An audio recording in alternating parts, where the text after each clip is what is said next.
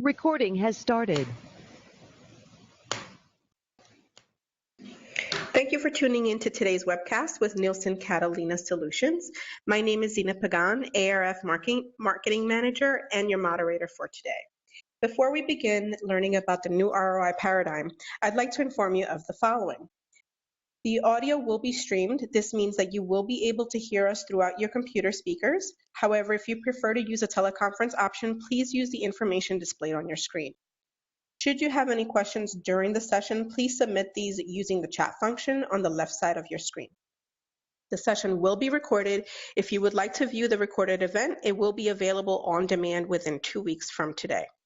If you're interested in hosting a webcast of your own, please contact Daniel Bulgren at dbulgren@thearf.org or myself at Zena, that's Z-E-N-A, at thearf.org.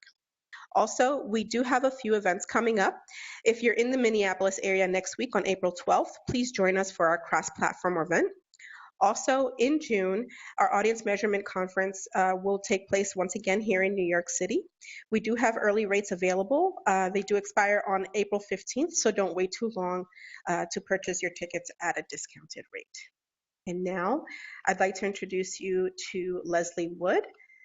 Leslie, are you on? I am. I think you can hear me. I can. Great. Take it away. Okay, so this is a presentation. This is a presentation that Dave Poldrak and I gave at the Rethink conference. Dave is unable to be here today, but so I'll be doing both his part and mine. So CBS, Dave came to me and said, I'd like you to find a predictive metric that we can use to compare alternative media plans. And I want that to be based on how well those plans will deliver ROI. And guess what? We found a new planning paradigm. It's called Purchase-Driven Planning. Outperformed our objective tremendously. So we believe this is going to rock your world. It's going to change how you think about all about media planning. It's going to change, give you new ways to understand how media works and give you better ways to plan and compare alternatives before they run. Because what it does is it puts incremental sales at the center of your goals. Nielsen Catalina connects exposure data from both big data and currency quality small data to CPG data at the household level to create true single source data. So what you get is ongoing transactional data to understand the commercials that were seen and how seeing those commercials changed what people bought. The key measure we uncovered was coverage of purchases. So this is the reach or the percent of category purchase events where the purchaser was exposed to an ad within a given period of time prior to the purchase. So it's looking back from the purchase, was the purchase exposed? Why is that important? Because only purchases that were exposed to advertising could have been influenced by the advertising. So when we think about coverage of purchase, how is that different from reach? Reach of households or reach of persons? When a household or person is reached, we think of them as all of their purchases were exposed to the advertising. But in fact, we know when an ad occurs, and if that ad occurs after somebody's gone to the store, that purchase was not exposed. And if it's too long before a purchase, then the memory no longer exists. So in fact, when we look back, for this study, we're looking back 7 days, but that just makes the math easy. But you could look back 24. We know that we wouldn't be looking back more than 12 weeks because that's the maximum we've ever seen an effective advertising. So very good question. Why not just use reach? Reach is something we've all been using for a long time. Reach is necessary, but it is not sufficient. It has no timing element, and it doesn't discriminate for seasonality, for instance. So you'll get the same reach during your peak purchasing season as you will during an off purchasing season when there's nobody in the market. It doesn't discriminate for flighting. So if you have a 4-week reach, it doesn't really matter if all the reach happened in the first week, if you were blinking on one, off one, or if you spread it across all 4 weeks. And the concept of targeting is a little bit different. When we say targeting in a reach and frequency world, we say, for instance, we're advertising beer. What % of men 21 to 34 bought the beer, were exposed? When we're looking at it in terms of purchase occasions, we know that there are women who buy beer and men who are older than 34 that buy beer. And looking at how well were they targeted and whether they got their proportionate delivery is also important. So purchase-driven planning extends reach to account for both seasonality, timing, and targeting. But its biggest benefit by far is the ability to predict the alternative media schedule's impact on ROI. So I want to go back to the targeting piece for just one moment. When we talk about targeting, we're really thinking about how do we segment households, and we know they're not all equal. This grid is commonly delivered on our sales effects studies. It's an index of responsiveness. So it says, what % of the total campaign incremental sales happened within each cell as compared to the % of households that were reached? So in the total campaign that happened in that cell. So 45 index is very low. And what that's telling us is that getting buyers to buy the category that have not bought in the last year is going to be hard. It's also, it performs evenly against new brand buyers, people who have not bought the brand in the last year. And then across our 9 cells, but the 3 columns are share of requirements. So share of requirements is the loyalty. So low loyal, moderately loyal, and highly loyal pieces. So this is a very common pattern. We took this grid and we dug in. We said, what happens to coverage of purchases when we look across this grid? And what it gives us is a sense of how are our impressions delivered. And you can see this is for a prepared food like a TV dinner. And most of the weight is fairly evenly distributed with a slight concentration. It's against the low loyals and the light category buyers. It's a slight difference in delivery. If we want to use this for planning, though, we have to be able to estimate the coverage of purchase. So we need to be able to say one plan versus another. So this is where the magic begins. We start with weekly category purchases. So for this example, we're using our actual in-panel category purchases that happened each week. So we can see, and this is the same 13 cells, so heavy category, high loyal group, week 4 had 683 purchases. We then say, this is our weekly household reach. So 43% of those households were exposed to the advertising. And this is where we make a bit of a leap. We say if 43% of the households were exposed, then 43% of the purchases those households made were exposed.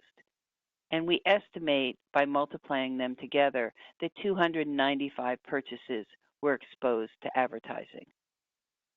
So that's an estimated coverage of purchases. Now let's go to the second measure we came up with. So we've traditionally reported reach, and we've traditionally reported the incremental dollars per exposed household. So let's look at incremental dollars per exposed category purchase. And what's fascinating is that this begins to tell us how well the creative does. What's the message that this advertising is delivering, and who is responding? Who does this have synergy with? So this is the same prepared TV dinner, and we see that the message is resonating against light category buyers. It's resonating against new category buyers, people who have not bought in the last year, and against the low loyals. So what does that tell us? That tells us this is a try it, you'll like it kind of advertising. It's probably something that says, it's a TV dinner. It's healthy. It'll taste good. I don't know. I'm making that up, but it's likely looking at this pattern. So if we look at this same measure against other brands, we can sort of begin to think about, these are examples that show you different patterns. So this is a candy brand, and it's delivering a very flat pattern across all the cells. All the cells have about the same lift per exposed category purchase, and that's because I think the brand doesn't want to say, "Oh, feel great! You're a candy buyer. You should feel great about yourself." But on the other hand, here's a beer, and this is a very common pattern. This is an equity pattern. This is the message in the creative is resonating with the most loyal buyers. And you can see when we go from new brand buyers, you almost triple to get to low share of requirements, triples again to get to medium loyalty, and triples again to get to high loyalty. And that pattern of tremendously higher effectiveness happens when the message is particularly designed to drive high buying against the high loyal group. So if we put these two together for the TV dinner, you can see that, well, we've got a fairly flat pattern of delivery, but if I wanted to increase my sales, I would probably move that 27% over to where I have my biggest lift, something more like this. So this put the same sort of distribution as there were for lift. Now, some people would say, well, why not just put all my money against that $1.47? Well, the problem there is that's only one small cell, and you want to drive sales everywhere. So let's not abandon the places where I can get sales. Let's just make sure that it's proportional. Of course, every brand manager gets to choose what kind of segment they want to drive their advertising to. This just begins to give us the ability to think about that. So we've estimated the cover of purchase. Now let's estimate ROI. So we have 295 exposed purchases in the heavy category high loyal group. And that's the bottom right corner, the 24 cents for the high loyal group. So for every category purchase that was exposed to advertising, you're likely to get 24 more cents in sales. So week 4, that would translate to $70.66. If we add up all the sales for all the weeks in the campaign, we come up with $6,812.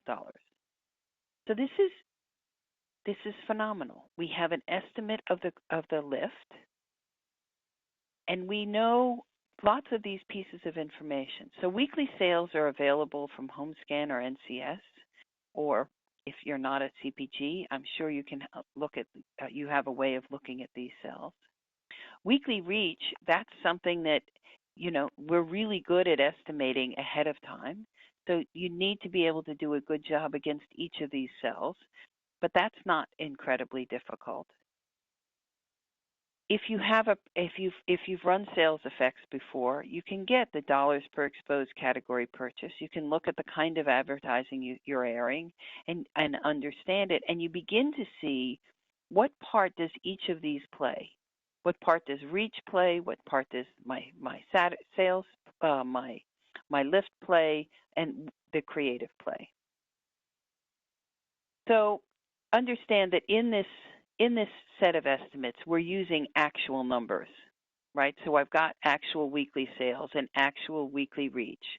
So when I look at estimate versus actual, I'm not really testing the ability to predict the future. I'm testing whether the math is decent math.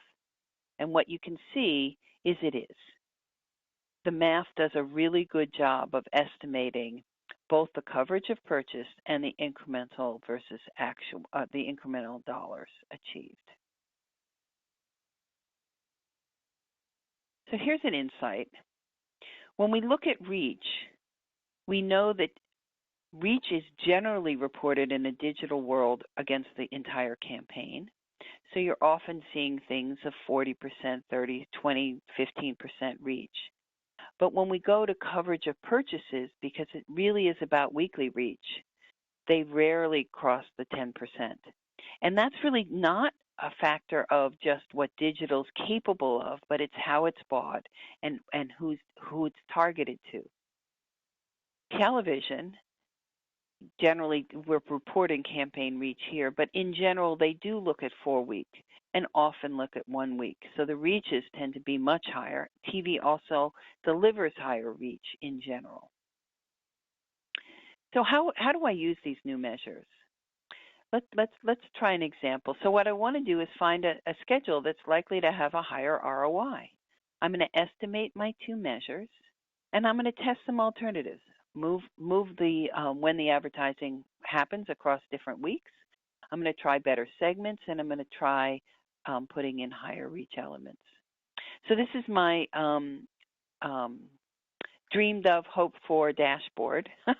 This whole process is in just in month 2 or 3 of actually evolving this. So there isn't an actual dashboard, but this is the dashboard that I would use.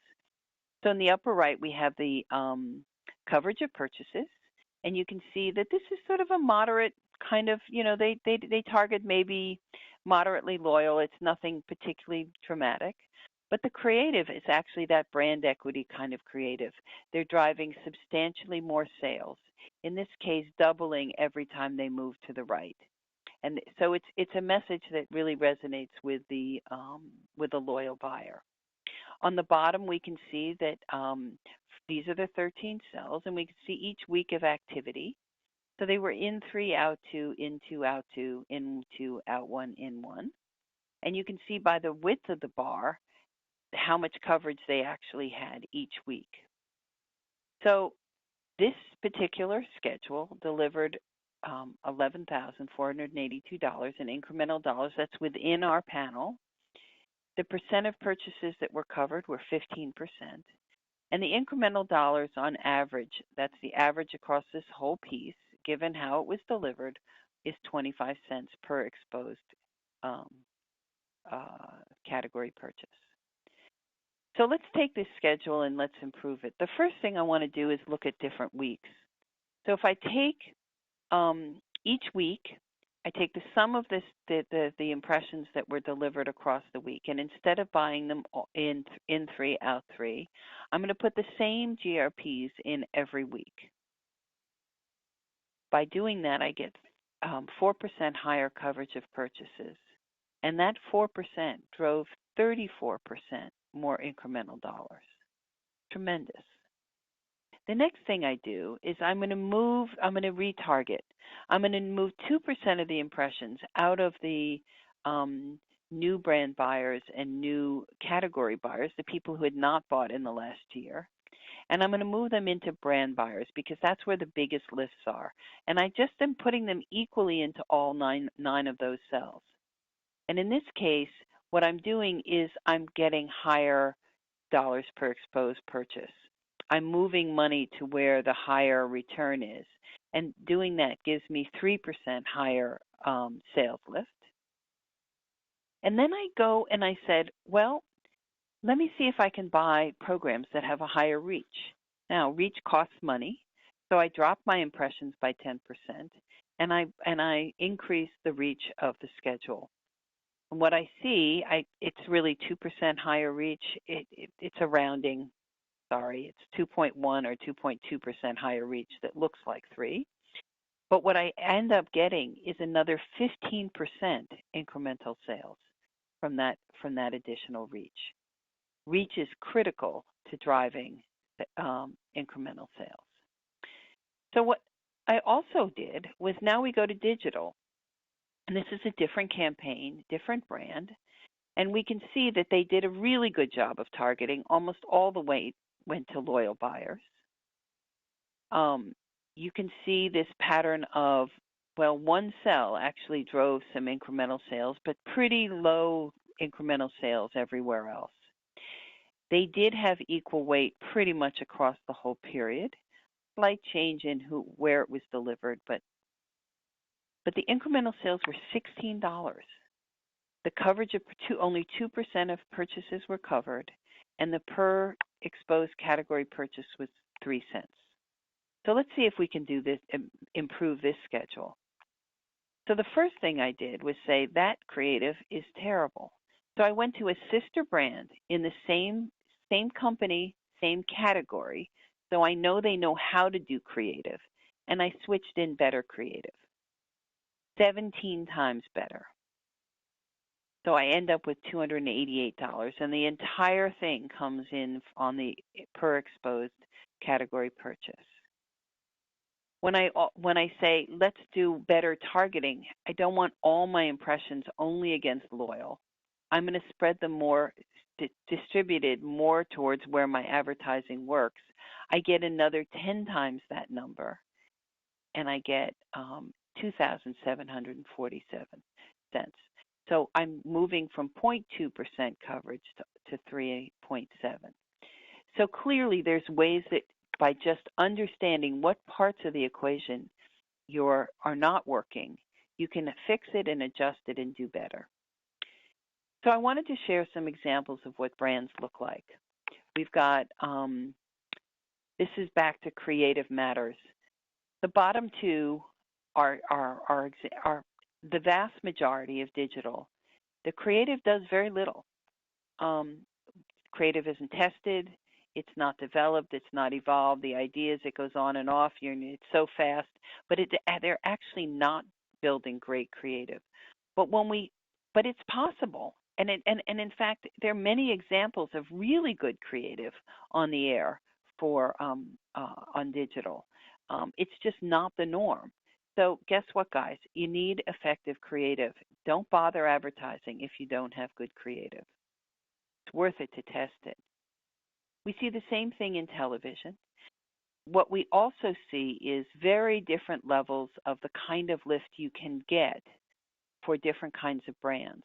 So as brands become more expensive per unit price, at their rank in the brand, the amount of dollars you can drive increases tremendously. But there's all different patterns, and we do know that TV tests creative, so the creative does tend to be strong, even though it does vary. Targeting. So interestingly, the examples I started with all had this sort of very flat targeting picture. So I went to our delivery group and I said, okay, give me a brand where we actually targeted the commercials. And here you can see they were targeting brand buyers. So digital is capable of targeting, and it always does some sort of targeting, but it's not necessarily targeting people who either buy the brand against different kinds of loyalty or are, you're not looking at where your advertising is actually working. You want to make sure you target where your advertising works. So when we look at targeting for TV, we're also mostly not reaching purchasers. It's also somewhat flat, and Advantix can do a great job here of helping to produce better, more targeted campaigns. Never be as targeted as digital. It doesn't have that capability, but it can be substantially better. And you saw moving 2% could have a huge effect. So it's definitely worth it. So how can you use this information today? Find out how your creative works. Let us measure it. Measure and improve your current media plan. How are you delivering those purchases? Put incremental sales at the center of your plan so that you can build your brand to be a larger brand. What's on NCS's roadmap is we've shared this case study. This is for an ARF deck. We're working with NBI to extend these applications to credit card data outside of CPG. And we're also working to look at radio, print, mobile, and cross-media, because understanding how to use these in both media that are not TV and digital, as well as how to use them in cross-media, is critical. So Dave Poltrack at the Rethink conference, rather than use his slides, spoke about the key things that he's been seeing. So we slotted in the slides to match what he had been talking about. So He asked NCS to look at 20 CPG brands. So this is a composite.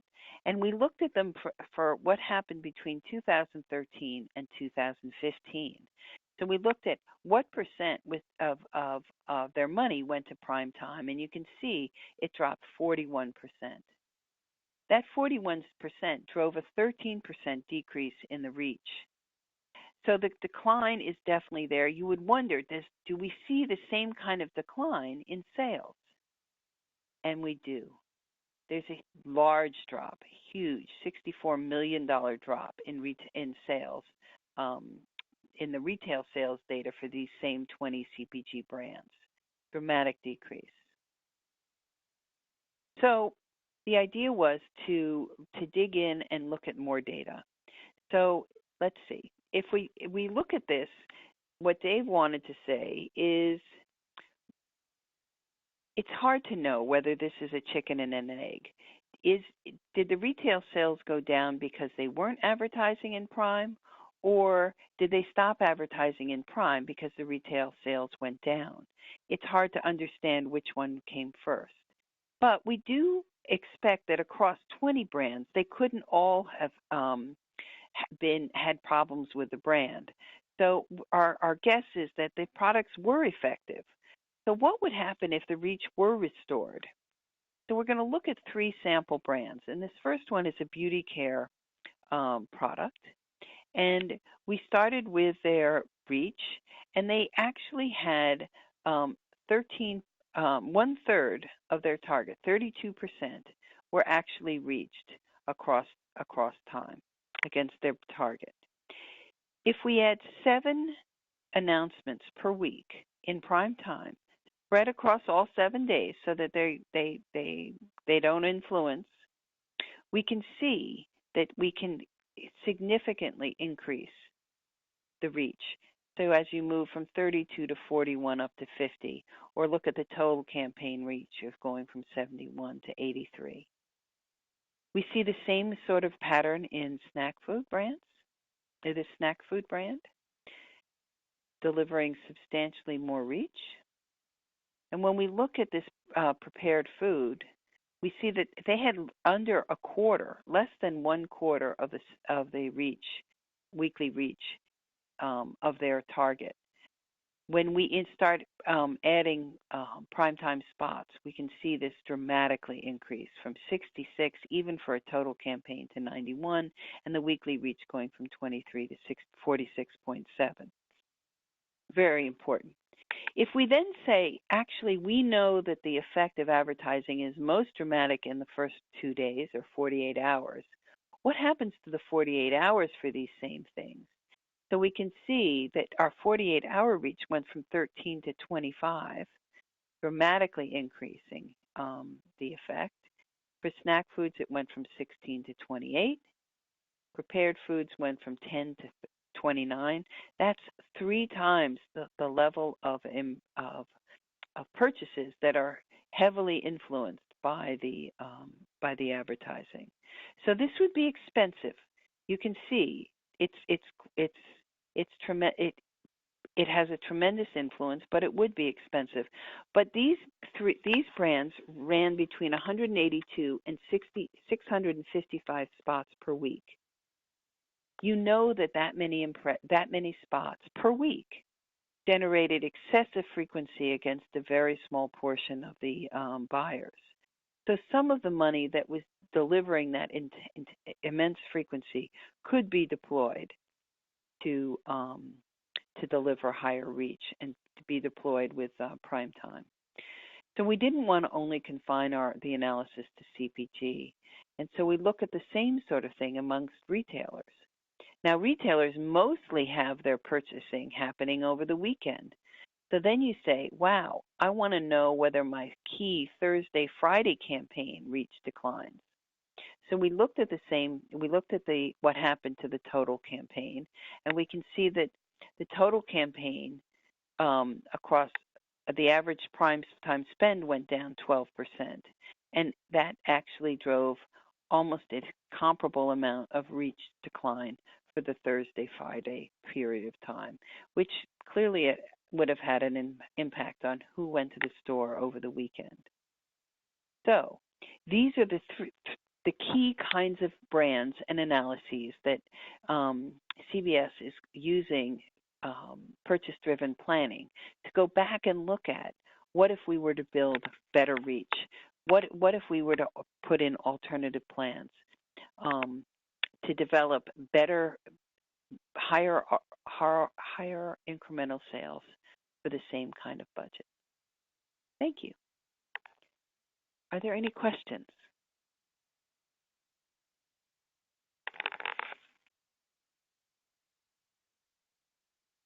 So let's see.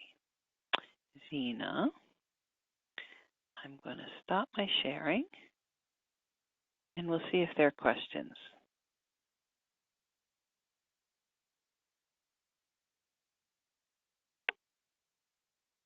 We're not hearing anybody else.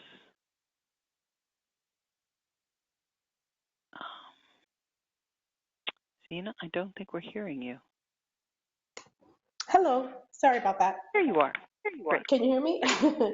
Yes, now we can. So does anybody have any questions? This is your last chance. I know that we're using a new system, so submitting questions is different. Okay. Should we unmute people so that they might be able to ask a question? No, but let me try that. Let me just hit, so everybody, we will unmute you.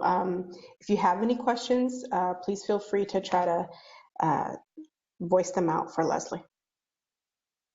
Muting in 1, 2, 3. Hello, everybody. You're all unmuted. Uh-oh.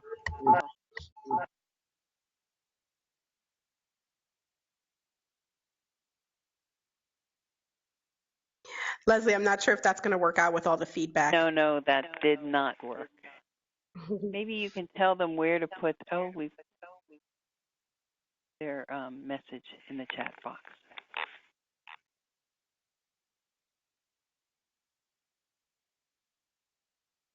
Okay. You want to give it another few, maybe like another minute to see if anybody has any questions? Sure. Okay. So that it is there chat box near the top of the It's right below the leave button. Okay.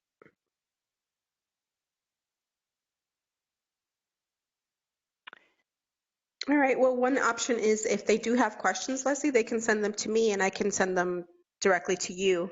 And if you'd like to continue the dialogue that way. Very happy to. Very happy to. Okay. All right. So, Leslie, thank you so much for hosting our webcast today. And thanks, David, too, with all the content that both of you worked on and shared with us. Thank you for presenting at Rethink as well. And I do invite everybody to submit your questions to me. My email address is zena@thearf.org, zena@thearf.org. And I'd be happy to play the middle person between you folks and Leslie, and then Leslie and you can continue the conversation from there. Thank you all for joining us for we webcast. just got a question. Oh, And that can is, this be done for other media? And yes, so we've done TV and digital here, and we're currently working on, for audience measurement conference, we're going to work on doing radio and print and including some cross media. So that is, when we created this deck, we didn't know whether that would be the next. It actually is. That's what we'll be presenting at the audience measurement workshop.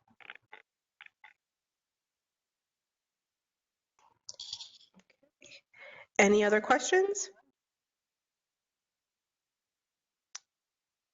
So, any thoughts on social media? So I would love to be able to do social media. It's I think we can work to figure that out. It's not a central piece in our data set. But yes, I'm sure social media plays a very large role, and it'd be very interesting what kind of pattern you get in terms of social media realm.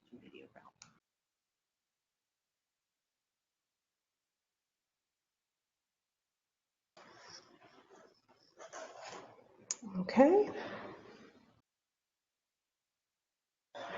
So Leslie, is up to you. Do you want to wait? How important is the timing on content advertising? So timing is critical. So we know from looking at our data and these patterns that decay happens fairly dramatically. So that's why Dave was looking at the first 48 hours. We see if you're exposed within the first that prior to going to stores, the effect is between 60 and 75% of the effect happens in that first week. And if you look at going out 4 weeks, you get it between 80 and 95% of the response happens within 4 weeks. And that's the direct, we have an echo problem. Sorry. Are you guys still hearing the echo with Leslie? Yes, I think it's your there. Okay, good. So the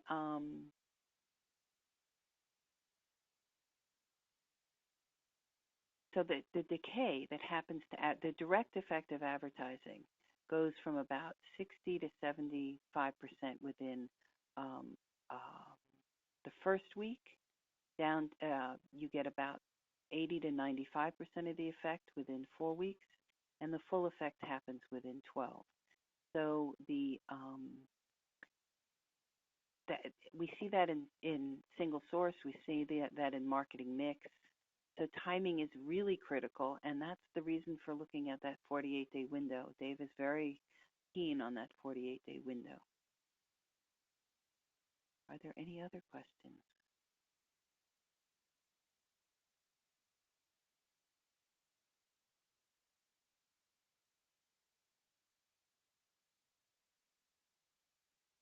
Well. Okay. Go ahead, Leslie. Go ahead. No. So I do, like I said before, if anybody else has any questions, submit them to me and I'll forward them along to Leslie. And Leslie, thank you for spending your time with us today. And thank you, everybody, for joining. Thank you. Have a good one. Bye. Bye.